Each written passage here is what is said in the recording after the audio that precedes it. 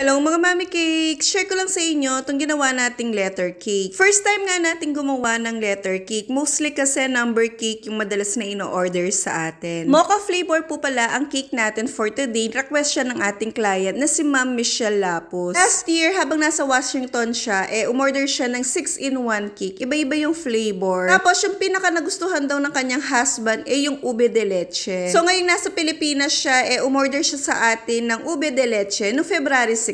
Para lang matikman niya ang ating ube de leche. Nakakurious kasi siya sa lasa daw. Dahil binibuild up nga daw ng asawa niya na masarap nga yung ube de leche natin. So ayun nga, nag-feedback si ma'am na napakasarap nga daw yung ube de leche natin. Tapos nag-order ulit siya ngayong February 19. Kahapon, hindi pala ngayon. Na letter cake na home. Hindi ko sure kung pa-blessing ba to ng house nila or pa-welcome home kasi nga kakagaling lang niya sa ibang bansa. Uwi lang siya para magbakasyon. Napansin nyo kanina, pinang-feeling natin chocolate mousse tapos nilagyan din natin siya ng melted chocolate. Tapos request ni ma'am, nude color lang daw ang gamitin nating kulay ng ating cake. Heto na po ang final look ng ating letter cake.